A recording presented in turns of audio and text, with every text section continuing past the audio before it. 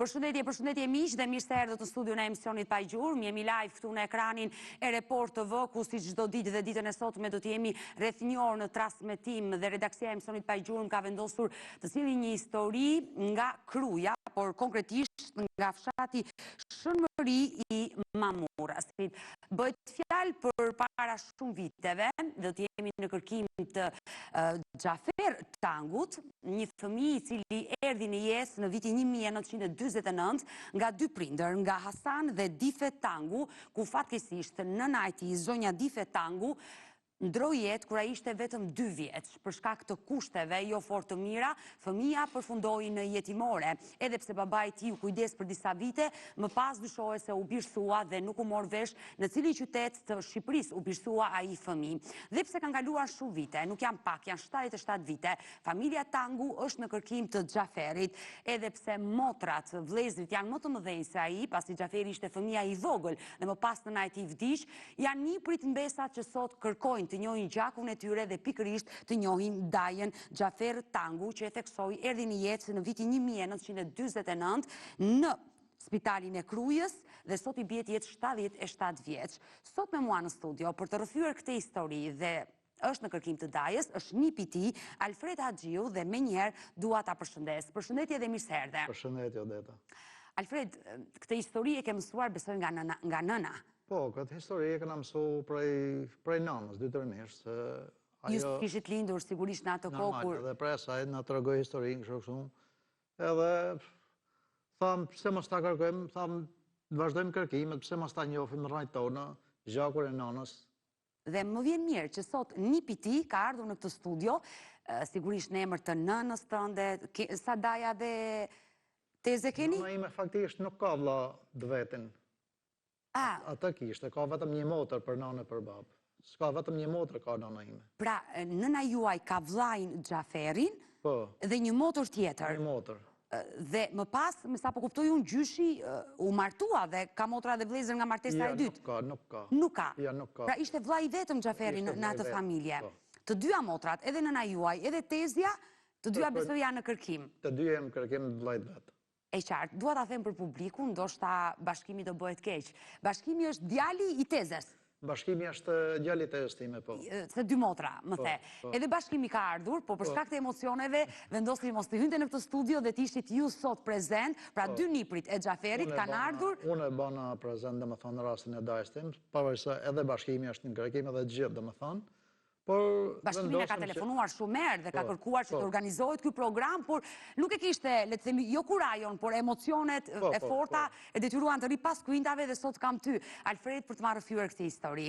Do e dëgjoj me vëmendje, por fillimisht më lejo të prezantoj një kronik, një material që gazetarja ime Klaudia ka përgatitur enkas për familjen e nënës tuaj, të familjes Tangu nga Shënmëria e Mamurasit, dhe rikthehemi në studio për të dëgjuar rrëfimin e një fëmije 2 vjeçar me emrin Xhafer Tangu, që fati e destinoi të kalonte dhe të rritesh në jetimore.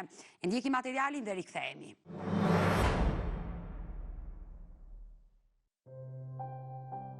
Në një histori që bashkon dhimbjen me shpresën, 2 nipër janë nisur në një kërkim të gjatë për dajën e tyre Xhaferin, të cilin nuk e kanë takuar kurrë. Xhaferi ishte djali vetëm i familjes, por fati e ndau nga rënjët e tij që kur ishte shumë i vogël, duke lënë një boshllëk që familja ndjen ende sot. I ftuar në studio nipi i tij Alfred Haxhiu, rrëfen se gjyshi ndërroi jetë gjatë lindjes së dajës, ndërsa gjyshi i mbetur vetëm vendosi ta dërgojë djalin në jetimore. Pavarësisht kësaj, ai vazhdonte ta vizitonte shpesh të birin dhe përpiqej të qëndronte pranë tij sa më shumë të mundej. Kur Xhaferi mbushi 15 vjeç, u transferua në një tjetër institucion dhe identiteti i tij u ndryshua. Nga Xhafer ai u quaj Giovanni, duke u bërë një emër që familja nuk e njinte më. Kanë kaluar shumë vite, por motrat e tij ende kërkojnë. 2 niprit e tij kurrë nuk e kanë takuar, por lidhja dhe kujtimet e rrëfyera nga gjyshri dhe nga familjarët e tjerë i kanë mbajtur ata gjithmonë pranë tij. Ky rrugtimi i tyre për të gjetur Xhaferin është një histori e durimit dhe dashurisë që nuk shuhet, pavarësisht distancës dhe kohës.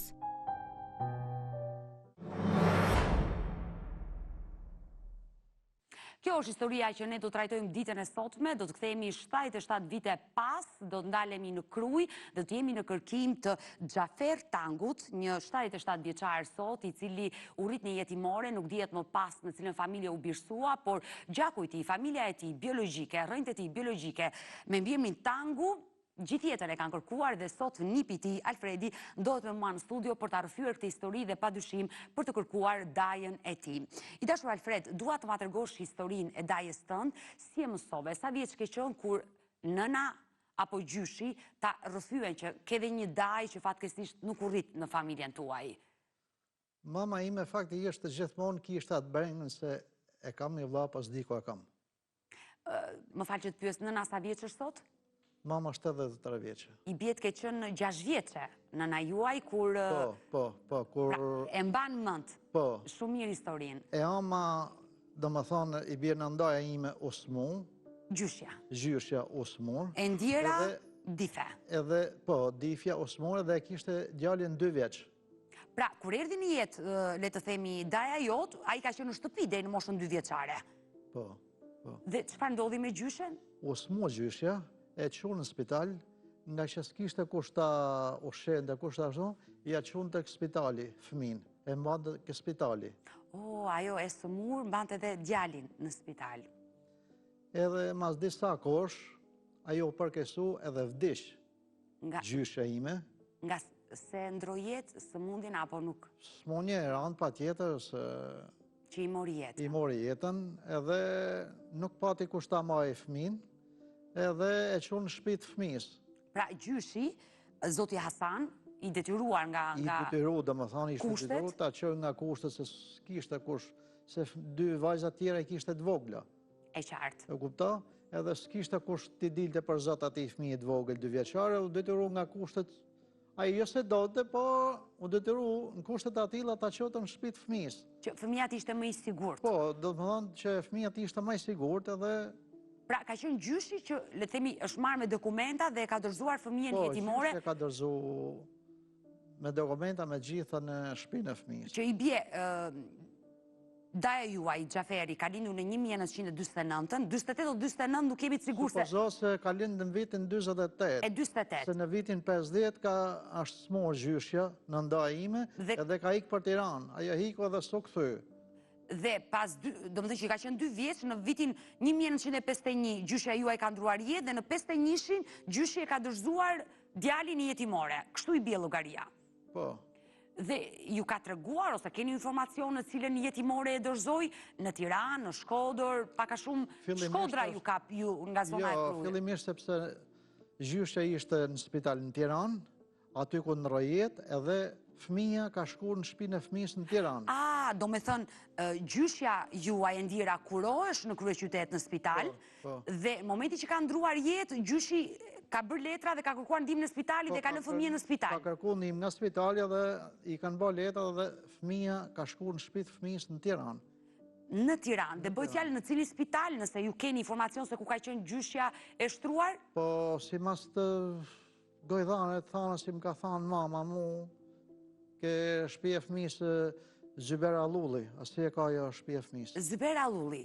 Tani, unë nuk jam e sigurt, dhe duat jem korekte, jemi në një transmetim live, nuk jam e sigurt nëse Zyber Allulli ka qenë i hapur në 1951-shin. Shtëpi fëmije ka pasur, ka qenë befotrof në Tiranë ato vite, në zonë e kombinatit ka qenë një befotrof, por këta janë detaje që... Mund ke qenë edhe në befotrof në atë kohë. Po, sepse mund të them jam shumë e sigurt që Zyber Allulli në ato vite nuk ka qenë si shtëpi fëmije, është hapur më pas. Besoj pas 90-s ka funksionuar Zyber Allulli, por në atë kohë ka qenë sistemi komunist dhe ka patur befotrof në Tiranë, ka patur në Shkodër shtëpi fëmije, ka patur në qytetin e Nuk e Durrësit. di t'ja citoj emrin Zyber Allulli, po befotrof, po vetëm e dim se në Tiranë. Pra, jeni të sigurt që fëmija kaloi nga spitali në Tiranë në Nga befotrofin... spitali ku ishte me Tjamen, kalon shtëpi të fëmijës po në Tiranë. Po në Tiranë. Po në Tiranë. Dhe gjyshi normalisht me një plagë të madhe në zemër, kthehet në familje dhe ngelet me 2 vajzat e vogla. Po, metet me 2 vajzat e vogla. Nënën tuaj dhe motrën, tezën edhe tuaj. tezën time. Por çfarë ndodhi më pas? Atë që ju dini vërtet që ju ka treguar nëna juaj, gjyshi mbante kontakte me befotrofin, shkonte e takonte? Gjyshi mante kontakt, shkote, takonte dëbirin. Në Befotrof. Po, shkonte për vizita rregullisht, i rregullt ishte, shkonte takonte, edhe fëmija u rrit, edhe i thot, ta marrim, i thot, jo, i thot, dikush se ashtë mësu fëmija aty, edhe nuk njetër atë të kur të vi këto, se ishin fshat, edhe nuk të, ashtë ma mirë ashtë ku ashtë. Nëse kalon shumë kohë edhe... Kur themi kalon shumë kohë, bëhet fjalë për sa vite gjyshi juaj shkonte, vinte, takonte të birin? Si mas thanave, bëhet fjalë, kur ka qenë deri në 15 vjeç, djali e ka taku gjyshi. Pra, i bie që nuk është birësuar.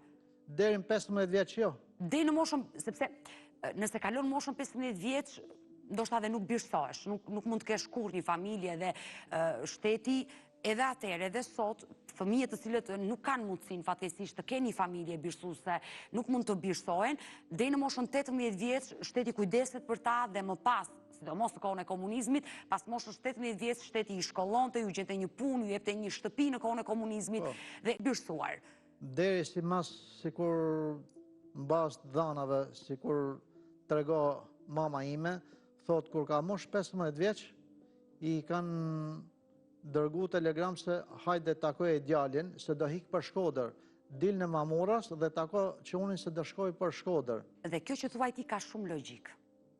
Ka logjik, sepse shtëpit e fëmijëve... Dhe i kanë kërku një shumë leksh, hajde paguj sepse ka shpenzu shteti për të. Në atë ko më zgabofsha 50.000 lek të vjetra. Po. Do të paguash 50.000 lek, sepse ka shpenzu shteti për ta, një kohë djali kishte mosh 15 vjeçë, do ta transferoshin për në Shkodër. Për në Shkodër. Për në shtëpinë e fëmijës në Shkodër. Sepse edhe jetimoret, si në ato kohë dhe në këto kohë, po jap këtë informacion edhe për ta ditur dhe ju, por edhe teleshikuesit, ndahen në grup mosha. Që të thotë, në Befotrof rrin nga 0 deri në 3 vjeç.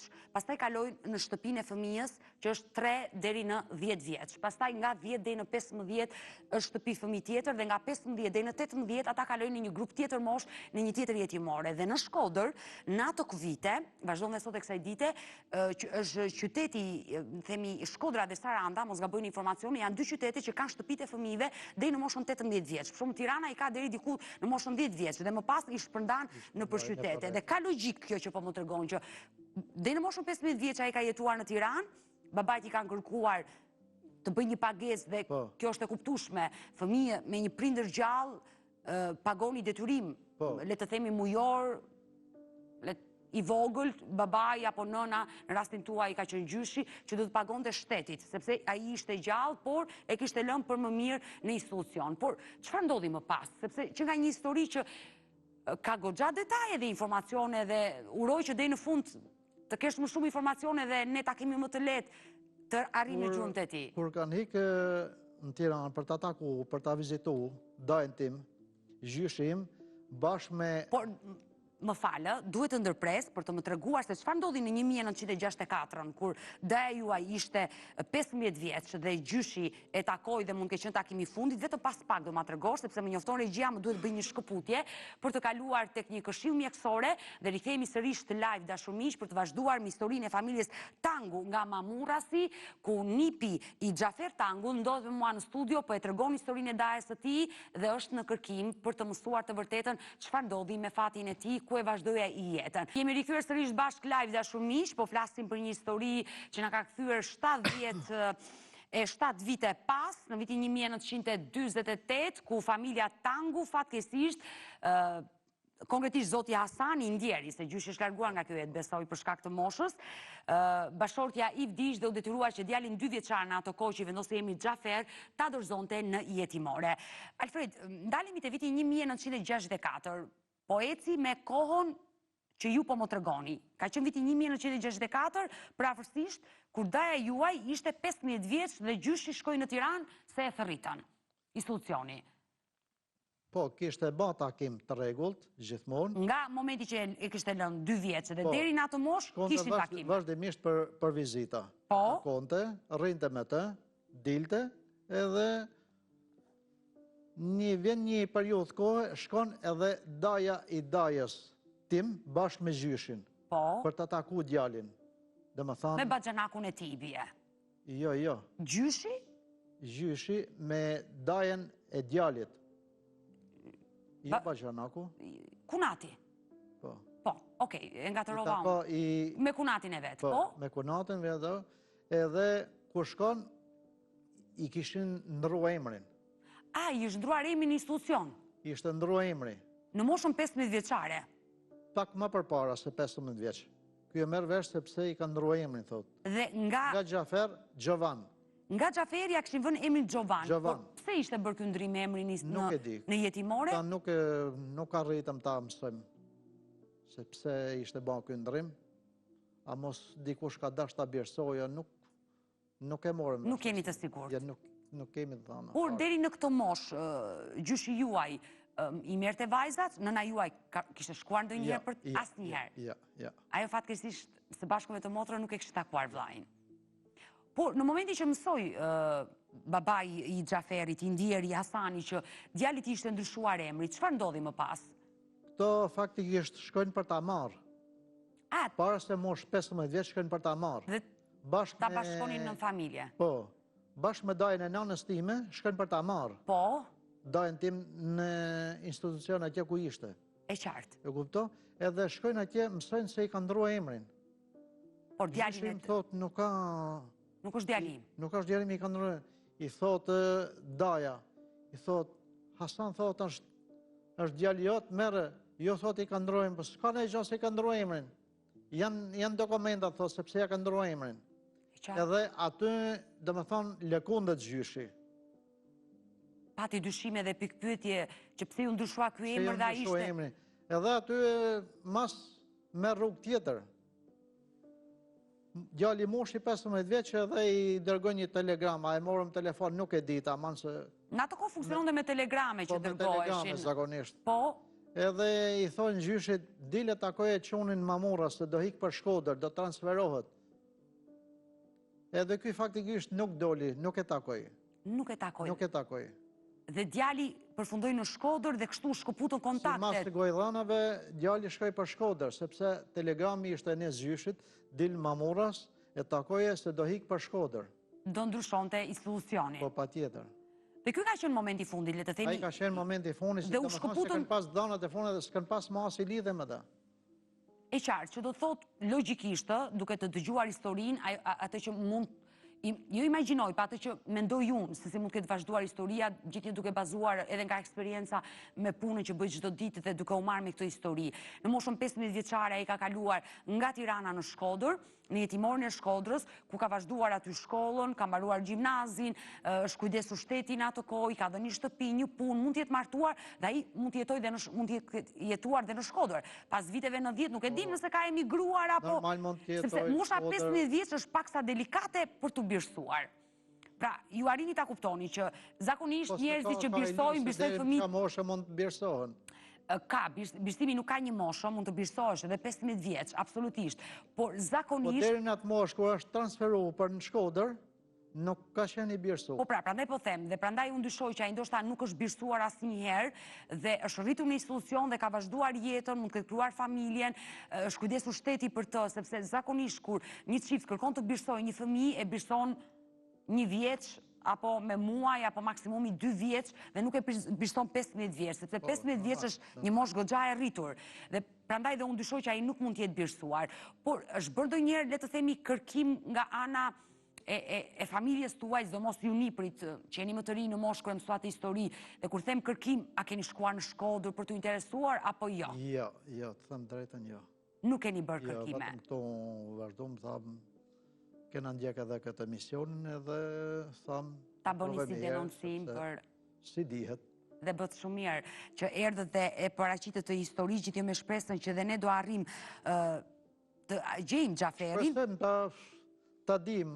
Por unë dua që ditën e sotme të kem në një lidhje telefonike edhe në nën tuaj, zonjën Çaje Haxhiu, në nën tuaj, sepse dhe ajo ditën e sotme kërkon, regjia do ma bëj gati, kërkon të japi një mesazh, ajo për shkak të moshës nuk mund të udhëtonte dhe të ishte pjesë e studios, por është djali i saj, zoti Alfred, që na i tregoi këtë histori, pikërisht historinë e Xhafer Tangut, dhe në këtë momente i bëj thirrje gjithë audiencës time, por dhe vetë zoti Xhafer ose Gjovan, sepse nga informacionet që nipi tim më tregoi, është se në 1964, kur ai ishte përafërsisht 15 vjeç, u mësua nga familja që ishte ndryshuar emri nga Xhafer në Gjovan. Kushdo që e nje historinë e familjes Tangu, kushdo që e nje historinë e Gjovanit apo Xhaferi, që sot i bie jetë 77 vjeç, është i lutur të lidhet me studion e emisionit pa gjurmë, pasi është familja Tangu që është në kërkim të Xhaferit, i cili fatkeqësisht në moshën 2 vjeçare humbi nënën nga kjo jetë dhe fati i tij ishte destinuar të përfundonte në jetimore.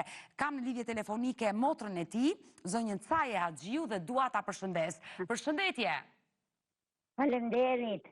Të falenderoj që të kam në këtë lidhje telefonike dhe jam në studio me djalin tuaj, me Alfredin, i cili ma tregoi gjithë historinë e vllait tuaj të Xhaferit dhe ditën e sotme padyshim dhe ju kërkoni të jepni të përçoni një mesazh nëse ai do të dëgjonte.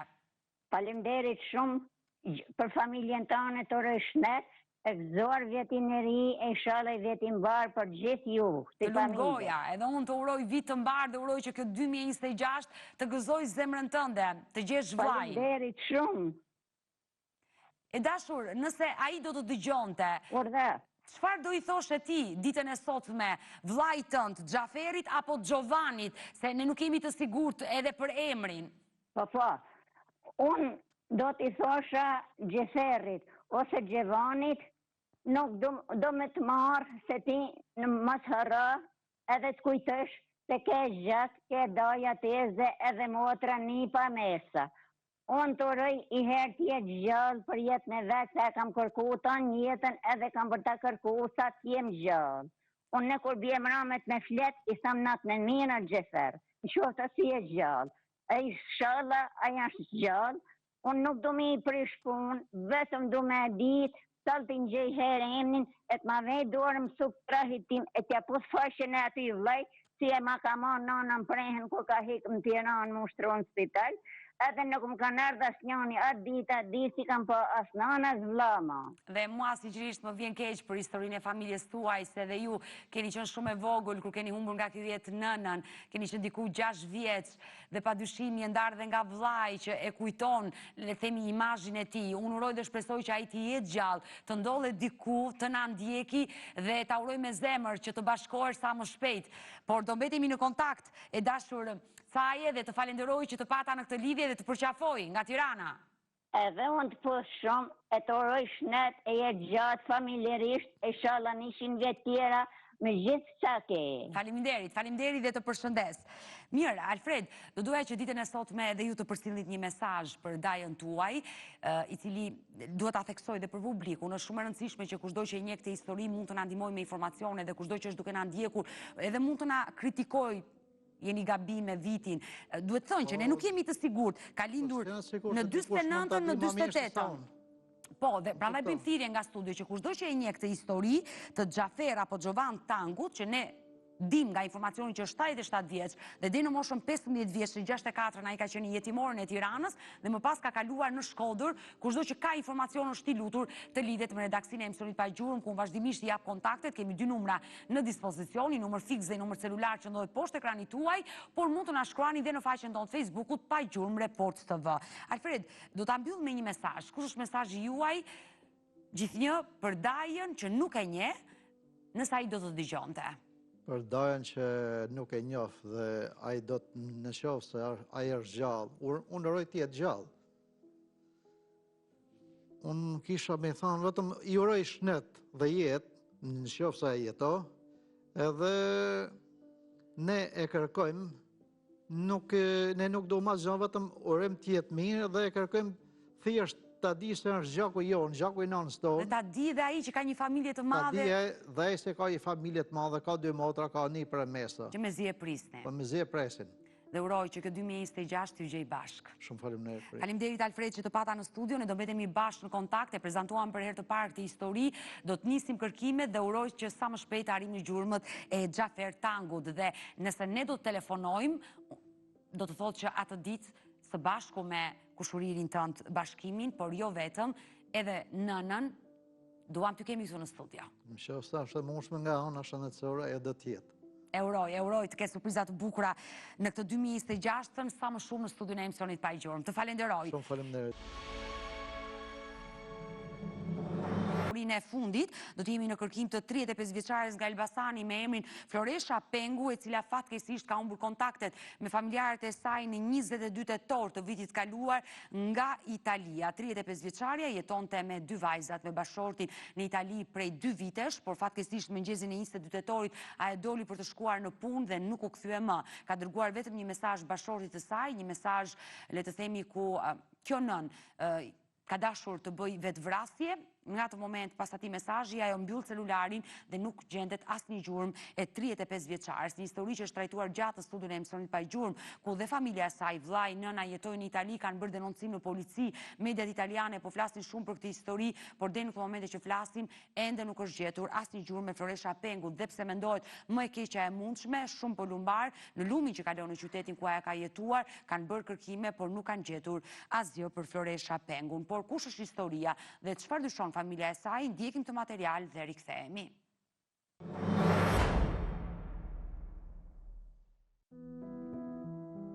Që prej datës 22 tetor, Floresha Pengu, 35 vjeç, ka humbur çdo kontakt me familjarët e saj. Floresha banon në rajonin e Trentos, në veri të Italisë, ndërsa i fundi që ka kontaktuar me të është bashkëshorti i saj. Ai tregon se Floresha u nis të mërkurën në mëngjes për në punë, me vete kishte telefonin. Pas një mesazhi të shkëmbyer ajo u zhduk. Ishte pikërisht ai që njoftoi policin për zhdukjen e saj.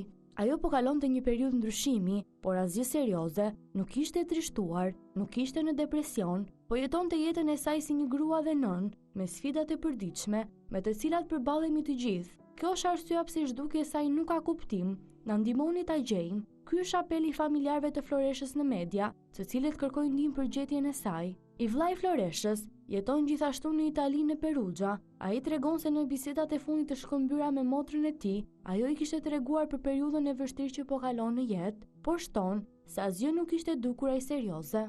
Isha në Trento disa ditë para se ajo të zhdukej, duke i vizituar, folëm shumë dhe ajo më tregoi për disa probleme, por asgjë serioze, vetëm uli ngritje të vogla, që secili prej nesh has në jetë, vështirësitë e të qenit nën me 2 fëmijë të vegjël dhe vendimi për të lënë disa nga angazhimet e saj në punë, për të kushtuar më shumë kohë atyre, por nuk ishte asgjë që do të sugjeronte se ai do të ikte, ose më keq akoma, tha ai për mediat italiane. Ditët e fundit, një operacion në shkallë të gjerë u krye në kryeqytet, duke përfshirë vendosjen e ekipeve të përhershme të lumit nga Trento dhe zjarrfiksëve, vullnetar për gjet lumit Adige. Një helikopter u vendos gjithashtu për fluturime, mbi sipërfaqet e kontrolle nga lart. Megjithatë, nuk ishte asnjë shenjë të Floreshës. Familjarët e Floreshës tashmë janë të friksuar për fatin e saj. As nuk e dim nëse po e kërkojnë të vdekur apo të gjallë. Jemi larg dhe policia vazhdon të na thotë se nuk mund të na tregojë asgjë dhe t'i lëmë të bëjnë punën e tyre. Kanë të drejtë, por ne jemi të friksuar, në ankth. Kemi frikë për Floreshën dhe duam vetëm që ajo të shkojë në shtëpitë e vajzat e saj, duam vetëm ta gjejmë, thot bashkëshorti i saj. Deri më sot nuk ka pasur rezultate dhe kërkimet për të gjetur Floreshën janë ende duke vazhduar. Forcat e policisë kanë lëshuar një qarkore në të gjitha prefekturat italiane.